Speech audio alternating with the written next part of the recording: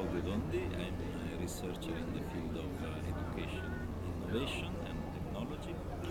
I'm leading a research center in Italy called Center, linked to the University of Bologna, and I'm a president of EFQUEL, the European Foundation for Quality in e-learning. And of course we're here in Portugal now at the EFQUEL Innovation Forum. So I wanted to ask you first, what do you think, what opportunities does OER offer education? I think there is a huge amount of opportunity that is not yet matched with a huge amount of understanding of the potential. In fact,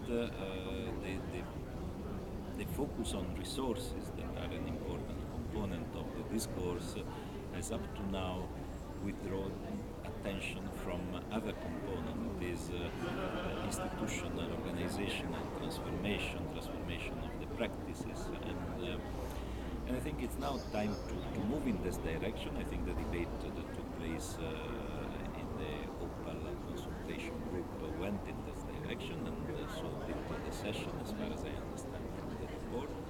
I think we are probably at the turn point in which okay, we know more or less enough about open education resources, production, even quality development, quality assurance in this domain. But what is really a big territory to be explored is the territory of practice on one side, but also institutional conditions to make it happen. Because it will not happen only because people have resources and have a vague idea that they can use different pedagogical approaches that they more or less already master, and that's something new in order to make room for user-generated content, for co-production, peer production, etc., etc. I think there is more. There is more in terms of how do you link assessment to the use of open education resources. And this, particularly in the academic world, is quite a substantial challenge that needs to be addressed. I would say urgently. Yes, no, excellent.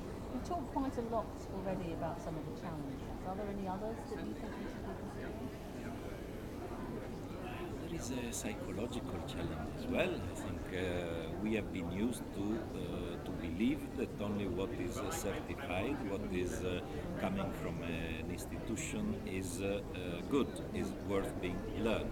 Now, in the last 10 years, we have experienced growing importance of informal learning in all our activity. That is important for academics and people with a full level of education, but is also even more important for people who couldn't learn too much when they were young and are now in the conditions of being authentic lifelong learner if they develop the motivation, the capacity, and the awareness of what is available at the moment. I think it's a tremendous revolution that is possible thanks to widespread availability of free resources on the web.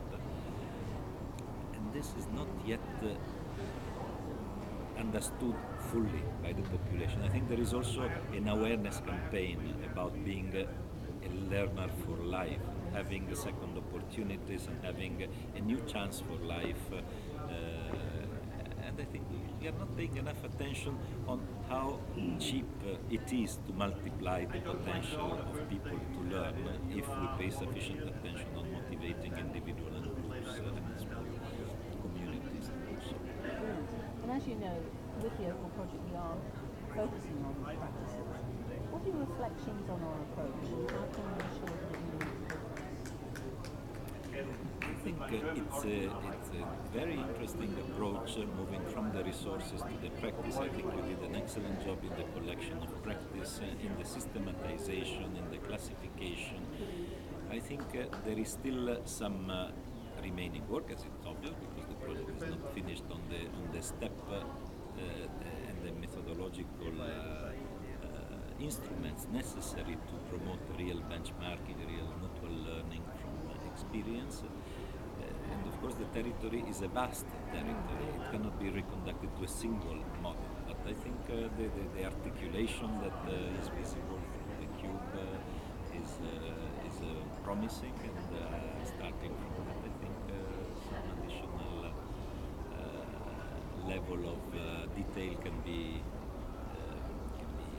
developed, and this should allow sufficient flexibility, of course, to have a sort of meta model, like rather than a single specific model, a way through your own modeling of the use of open educational resources. But as I said, that is the core and the starting point.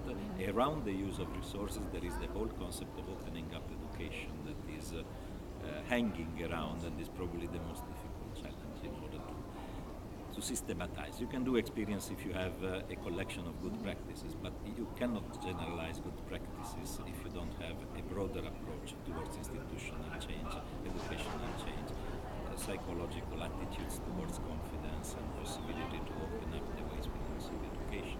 That's brilliant. Are there any other thoughts you'd like to No, I think my intellectual production is not unlimited in a single